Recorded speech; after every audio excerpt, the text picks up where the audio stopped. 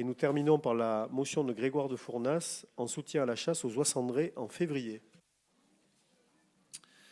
Merci, Monsieur le Président. Jadis possible jusqu'au 28 février, la chasse de retour au gibier d'eau se termine dorénavant au 31 janvier, suite aux nombreux recours d'associations environnementales sur la base d'une directive oiseaux de l'Union européenne inflexible et obsolète.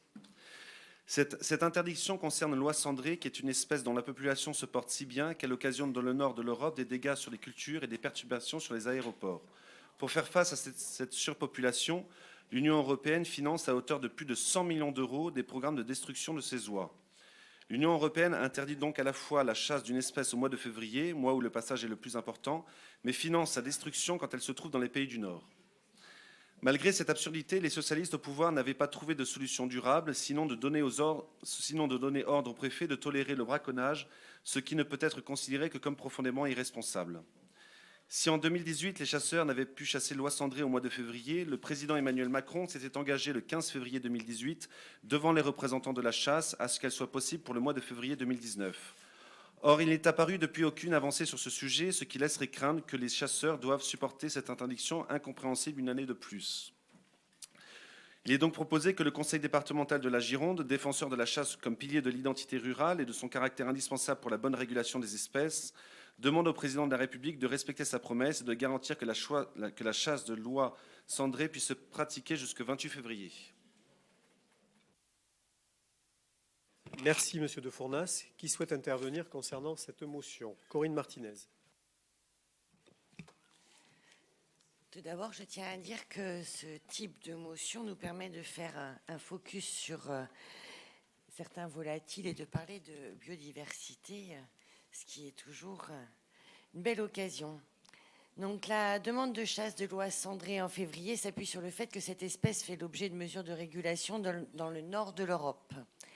Mais il convient de noter que les études au sujet de la migration des oies cendrées montrent que les oies responsables de ces dommages agricoles notamment, sont des populations principalement férales. Alors, je dois vous dire que je ne connaissais pas ce mot, et d'explication du mot féral, c'est-à-dire que ce sont des oies domestiques qui sont retournées à l'état sauvage et qui sont sédentaires. Ce ne sont pas celles qui hivernent en Espagne et qui migrent par la France. Au-delà de l'oie cendrée focalisant le débat, pour beaucoup d'espèces, le mois de janvier est celui de la formation de couples et le début des parades nuptiales. Le prolongement de la chasse en février, même restreinte à l'oie cendrée, dérangerait ainsi les autres espèces migratrices et sédentaires qui stationnent dans les zones humides. C'est le cas par exemple des hérons cendrés qui nichent en colonie et s'installent dans les zones humides à la fin du mois de janvier et au début du mois de février pour s'y reproduire par la suite. En outre, il faut noter que le réchauffement climatique avec des hivers plus doux et des printemps plus précoces, notamment dans le nord de l'Europe, a des incidences sur la migration des oiseaux. Les passages migratoires des oies cendrées sont de plus en plus précoces en France, permettant des prélèvements par les chasseurs au cours du mois de janvier.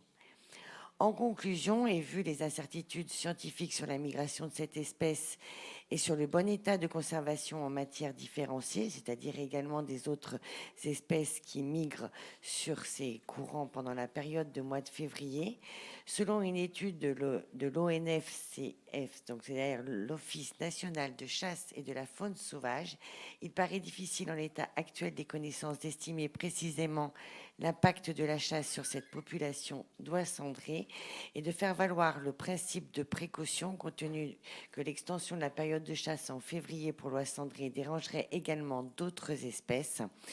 Donc il ne nous paraît pas opportun au niveau départemental de voter cette motion qui dépasse largement le cadre de nos compétences et du territoire girondin.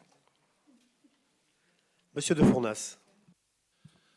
Vous répondre, madame, que c'est la première fois que j'entends une réponse pareille qui n'est défendue par personne, je crois, sauf peut-être vous, et qui ne correspond même pas d'ailleurs à l'argumentation de vos amis. Et la plus belle preuve, c'est que le Ségolène Royal, quand elle était ministre de l'écologie, était consciente de cette absurdité et s'est battue pour que les chasseurs puissent... Alors elle s'est très mal battue, mais elle s'est battue pour que les chasseurs puissent chasser. De la même manière, Pascal Gaulle, qui est parti voilà, qui est partie avant qu'elle... Comme par hasard, on arrive aux motions où on demande un peu de s'exprimer sur ce sujet. Elle le fait volontiers dans le Médoc, mais alors quand il s'agit de voter ici, elle est plus là. Mais Pascal Gau, votre collègue, membre de votre groupe, s'est battu aussi pour ça, madame. Alors commencez par vous mettre d'accord entre vous, et puis après, répondez de cette sorte. Mais honnêtement, je conteste totalement votre argumentation qui ne tient pas un fil. Bien, chacun son avis. Je propose la motion au vote. Qui vote contre? Ah pardon, Monsieur Breillat voulait dire quelque chose. De juste indiquer qu'on ne prend pas part au vote. Merci. Qui vote contre? Qui vote pour?